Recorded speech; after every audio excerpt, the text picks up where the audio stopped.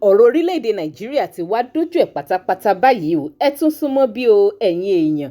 Ẹ wá gbọ́ àwọn ọ̀rọ̀ tí bàbá Okoto Jesu tútú nípa orílẹ̀-èdè Nàìjíríà nínú fọ́nrán yìí. Bàbá Okoto Jesu ní ààrẹ wa ààrẹ Bọ́lá Tinubu torílẹ̀-èdè yìí wọ́n ní wọn mà ní solution kankan o láti yọ wá kúrò nínú gbogbo jọgọdẹ tá a wà yìí o. Wọ́n ní ààrẹ Bọ́lá Tinubu ò ní solution kankan tán lè ṣe fún wa lórílẹ̀-èdè yìí gẹ́gẹ́ bí ààrẹ orílẹ̀-èdè yìí o. Eléyìí ò wá lágbára. Ǹjẹ́ àti wọ one chance báyìí ẹ̀yin èèyàn? One chance gidi leléyìí o. Kí wá lọ́nà àbáyọ tí bàbá Okoto Jesu ní àní lórílẹ̀-èdè yìí? Ẹ̀yin èèyàn mi àfi kẹ́ ẹ tún bá ń fi kalẹ̀ sí ká tún jọ gbọ́rọ̀ lẹ́nu bàbá Okoto Jesu torí wìrìwìrì ọ̀rọ̀ bọ́ lẹ́nu wọn nínú fọ́nrán yìí. Kódà bàbá Okoto Jesu tún wá mẹ́nu bà Dangote àti refinery business yẹ eléyìí tó ṣẹ̀ dálẹ̀ lẹ́nu ọjọ́ mẹ́ta yìí. Ṣùgbọ́n kí ni ìdí gan tí bàbá Okoto Jesu tún fi ní refinery Dangote ò lè tú wálẹ̀ nínú gbogbo ìṣòro ọ̀wọ́n gógó nǹkan tá a kojú lórílẹ̀-èdè yìí? Ọ̀rọ̀ yìí lágbára. Ó gbẹ̀nù tán Ọlọ́run nìkan ló lè yọ wá kúrò ní one chance tá a wọ̀ báyìí o torí ibi tó dé dúró yìí ó tójú sùyàn. Ẹ̀yin tèmi mo tún kí yín káàbọ̀ sórí ìkànnì yìí lẹ́ẹ̀kan sí bó lójú ọjọ́ lọ́dọ̀ tìyín. Bẹ́yìn bá wá ṣe ń láǹfààní láti máa darapọ̀ mọ́ mi fún ìgbà àkọ́kọ́ ẹ máa bá mi follow DigiNaija online TV lórí Facebook. Link kan wà ní comment section video yìí tó máa gbé yín dórí Facebook page wa. Lórí YouTube ẹ máa bá mi tẹ subscribe button tó wà lábẹ́ fọ́nrán yìí. Ẹ máa like kẹsì máa share video yìí kó máa lọ káàkiri torí ọ̀rọ̀ tí ń bẹ ńlẹ̀ ọ̀rọ̀ tó kan gbogbo wa pátá ni. Láì wá ní dá wa lágara jù ẹ jẹ́ n gbé fọ́nrán bàbá Okoto Jesu wọlé ká tún gbọ́ gbogbo ọ̀rọ̀ tán sọ nínú ẹ̀ kẹsì máa fi èrò tiyín nípa ìsí comment. Nígbà tí Olúwa tẹnu mi sọ ní ọjọ́ sí pé when the Lord told me the other time Tinubu ò ní nǹkan ṣe ní ipò ààrẹ. Never have anything good to do for this nation. Àwọn ènìyàn ké nígbà náà wọ́n ní tí mo sọ ò dáa. People were accusing me then that what I said was bad. Ohun tí Olúwa sọ fún mi ni mo sọ. It was what God told me that I relayed to you. Ṣùgbọ́n àwọn èèyàn gbà mí sódì. But people mistakenly. Ẹ gbọ́ mi dáadáa. Listen to me attentively. Mo tún tún wí lónìí. I'm repeating it today. Tinubu ò ní kankan ṣe nípò ààrẹ. The president will not have anything good to do for this nation. Mi ò fi bú Tinubu. I'm not accusing him. I'm not abusing him. Kìí ṣọ̀tá mi. He is not my enemy. Ẹ gbọ́ kìí ṣe ọ̀rẹ́ mi pàápàá. He is neither my friend. Ṣùgbọ́n ẹ gbọ́. But listen. Lílọ tó fẹ́ lọ síbẹ̀. Ohun tí ó yé mi nígbà náà ni pé kò lè rí ohunkóhun ṣe. What I knew then he would not be able to achieve anything. Ìdí ni pé ohun tó rò pé ó fẹ́ lọ tún ṣe. Because what he wanted to repair. Ó ti bàjẹ́ ṣáájú ìjọba Shehu Shagari. Have not been in place even since the time of Shehu Shagari. Lẹ́yìn ìjọba Shehu Shagari ó tún bàjẹ́ sí ni. And after that things became worse and worse. Ẹ̀ṣẹ̀ yẹn ń pọ̀ sí ni. And the sin multiplies. À ń lòdì sí Ọlọ́run sí ni. We negate God even further. Ìgbà tí Ọbásanjọ́ máa ṣe nígbà tiẹ̀.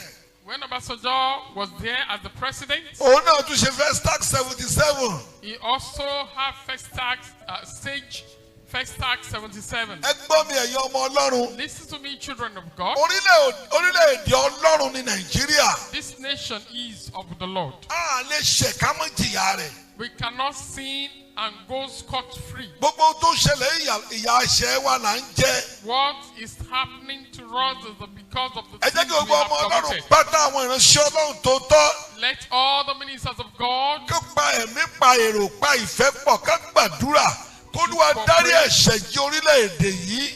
all the prophets, the pastors should cooperate to pray for the forgiveness of the sins of the nation. Kí gbogbo ẹ̀yin ìjọ Ọlọ́run náà ṣe bẹ́ẹ̀. And all the church of the Lord should do likewise. Bí a bá kọ̀ láti tọrọ ìdáríjì ẹ̀ṣẹ̀. If we fail to ask for forgiveness of sin, Ẹ gbọ́ mi dáadáa. listen to me. Bí a kùn jù bẹ́ẹ̀ lọ bá a pariwo jù bẹ́ẹ̀ lọ bá a kéwòrán jù bẹ́ẹ̀ lọ Ọlọ́run ò ní dáhùn. We groan, we shout, but than that, God will never listen to us. Àfi tí a bá tọrọ fún ìdáríjì ẹ̀ṣẹ̀ orílẹ̀-èdè yìí. Except we ask for forgiveness for the nation. Àwọn tí ń dákún ẹ̀ṣẹ̀ orílẹ̀-èdè yìí wọn ò tí ì jáwọ́. Ìyẹn ò dẹ̀ gbọ́dọ̀ dí àwa lọ́wọ́ láti wá òdodo orílẹ̀-èdè yìí. Those who are adding to the sins of the nation continues, And we must not fail in asking for the forgiveness of the sin of the nation. Mo tún tún wí fún ẹ̀yin ọmọ Ọlọ́run. I'm repeating it once again. Ohun tí Tinubu gbàgbọ́ pé òun ó ṣe àtúnṣe rẹ̀, ó ti bàjẹ́ kó tó di kó wọnú òṣèlú gan. What he will correct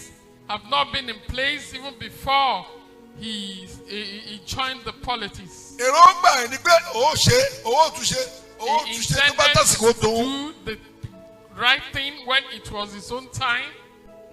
Ló ti ń wọ́nà àti dé ipò ààrẹ kìí ṣe lọ́dún yìí, kìí ṣe lẹ́ẹ̀dúta, kìí ṣe nígbà ayé Jonathan no, ó ti pẹ́. He had wanted to be the president for long. Gbogbo sójà tó ṣèjọba kò sẹ́yìn ní Tinubu. And all the military that were in politics. Ó fojú sọ́nà. And he has been looking on Ìgbà tí ó kàn òun tó wọ́n tu ohun tí wọ́n bàjẹ́ ṣe. that will correct all those things that have not been in order. Ṣùgbọ́n ó ti bàjẹ́ kọjá àlà. But it is too late. Ìyá ẹ̀ la wá ń jẹ yìí. And we are suffering for it. Ẹ jẹ́ kí gbogbo ẹni Ọlọ́run pátá, ọmọ Ọlọ́run pátá. All the children of God, Ọ̀dọ́ all Ọlọ́run righteous pátá. people, Ẹ̀yin àgbààgbà all Ọlọ́run the pátá praise, nínú all iṣẹ́ the ìránṣẹ́. heavenly ones, Ẹ dẹ́kun ìsọtẹ́lẹ̀ tí ò ní túmọ̀ lọ́tún lósì níwájú lẹ́yìn. stop false prophecy about the nation. Ẹ dẹ́kun ìsọtẹ́lẹ̀ èébú àti ọ̀rọ̀ òdì.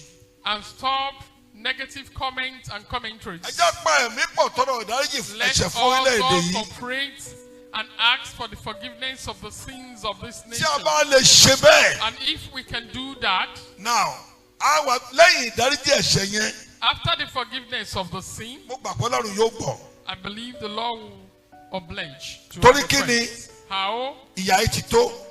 The punishment, the suffering is enough. Wàhálà yìí ti tó. The Kí ni crisis àdúrà is tá a máa enough. gbà? And what is the point of prayer? Ṣé a rí Olúwa tó mọ̀ sí wàhálà orílẹ̀-èdè yìí? God that knew about the problem of the nation, Ó ti pèsè olùrànlọ́wọ́ orílẹ̀-èdè kúrò nínú ìdààmú. He has provided the deliverer of the nation from problems. Mi ò mọ̀ o. I don't know that Ẹ bójú person. sí mi gbọ́, mi ò mọ̀ o. Don't misquote me. I don't Ṣùgbọ́n know the gbọ́. person. But listen, Ọlọ́run tó mọ̀ sí ìyà Ísírẹ́lì ní Egypt. God that knew about the punishment of the Israelites in Oh, the no. land of Egypt, Ó lóye ọdún tó pinnu pé ó máa wà ń bẹ̀ irinwó ló pé. He has determined that they will spend 400 years in Egypt. Ìgbà tí àsìkò tó, When it was time, ó pèsè olùrànlọ́wọ́ fúnra rẹ̀. He provided a deliverer for them. Ṣé a rí olùrànlọ́wọ́ tọ́lọ́run pèsè? And the deliverer that He provided, Ọlọ́run náà ló ran olùrànlọ́wọ́ yẹn lọ́wọ́ and He Himself helped the deliverer láti mú Ísírẹ́lì jáde kúrò ní oko ẹrú. to lead Israelites out of their captivity. Ìdí nìyẹn gbogbo ẹ̀yin tí Ọlọ́run fi fún láti gbọ́rọ̀ sí ohùn Olúwa lẹ́nu mi pé kí a tọrọ ìdáríjì ẹ̀ṣẹ̀ fún orílẹ̀-èdè yìí. Ìdí nìyẹn tẹ́ fi gbọ́dọ̀ gbàdúrà yẹn pé k'Olúwa ran olùrànlọ́wọ́ tí ó yọ wá kúrò nínú kíni, nínú wàhálà yìí, k'Olúwa ràn lọ́wọ́. That the Lord should support the deliverer of the nation out of these casualties. Kó dẹ̀ lè láre. He should hasten him up.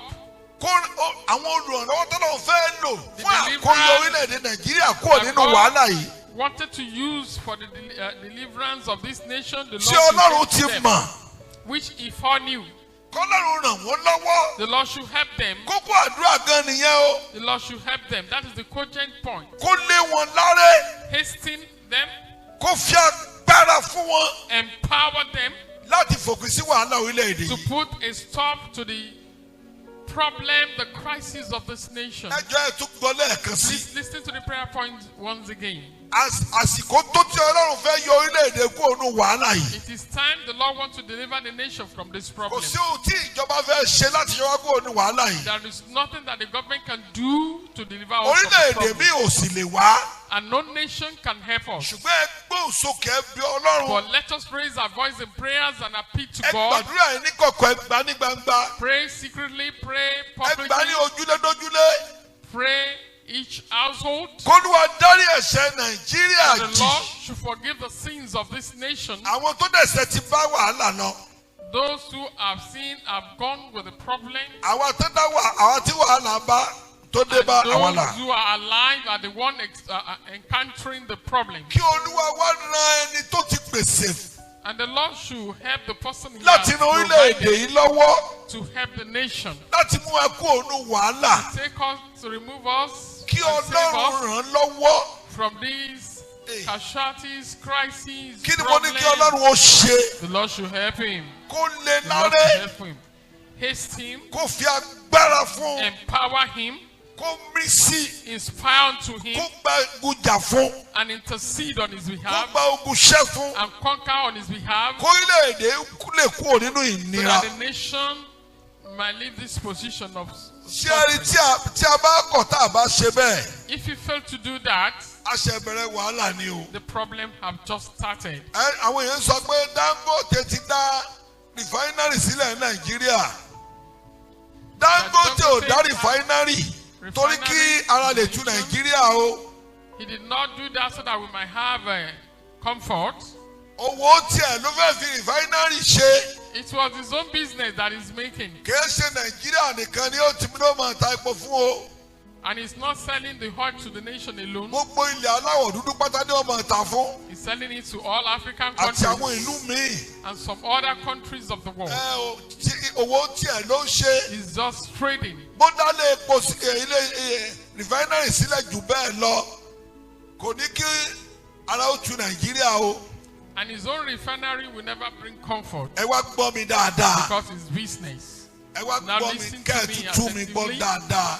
Listen to me attentively. Tí a bá kọ̀ tá a bá múra sí àdúrà yìí, If you fail to pray, àṣírí epo ní 1,000 plus báyìí àbí tó bá di next month ìyẹn October sí November ṣé òun lóṣù kọkànlá ẹ gbọ́ epo yẹn ó di 1,500. so that the price of oil is not raised. Ẹ tún Let gbọ́ us pray. tó Let bá us wá pray. December to January yóò di 2,000. So that the price will not increase more than the way it is. Ṣùgbọ́n ẹ gbọ́. But Ẹni- listen to me. Ẹni bá ń pariwo pé wọ́n ń dínwó epo sẹ́yìn irọ́ ni o. If you think that the price of oil will be reduced, is all a lie. Tí bá ń pè ọ́ pé jájọ gbàdúrà fún orílẹ̀-èdè yìí And when you are invited to pray for the nation, ń tó dáa ni mò ń pè ọ́ sí. I'm inviting you to good things. Ẹ jẹ́ àjọ képe Ọlọ́run yóò gbọ́. Let's appeal to God all together and the Lord will listen to Kó us. dárí ẹ̀ṣẹ̀ jì wá. He should forgive us our sin, Kó ṣàánú orílẹ̀-èdè yìí. have mercy, pity on this nation. Yes. Hey, ẹ̀yin èèyàn ṣe rí wípé ìran yìí le koko lóòótọ́ ìran yìí le koko ó kà mọ̀mọ̀ kí lè ro ti yín ẹ máa bá mi sọ sí kọ́mẹ̀ǹtì torí níbi tọ́rọ̀ Nàìjíríà dé dúró yìí Ọlọ́run nìkan ló lè kó wa yọ àfi k'Ọlọ́run kó kó wa yọ gẹ́gẹ́ bí ohun tí bàbá Okoto Jesu tí wọ́n ṣàlàyé ẹ máa bá mi fèrò ti yín sí kọ́mẹ̀ǹtì and ẹ má gbàgbé láti máa bá mi follow Digi Naija online TV lórí Facebook link tó wà ní comment section fídíò máa gbé yín tààrà lórí Facebook page wa lórí YouTube ẹ máa bá mi tẹ subscribe button tó wà lábẹ́ fọ́nrán ẹ máa like and share fídíò kó máa lọ káàkiri lórí ayélujára ká tún pàdé láyọ̀ àtàláfíà ó dàbọ̀.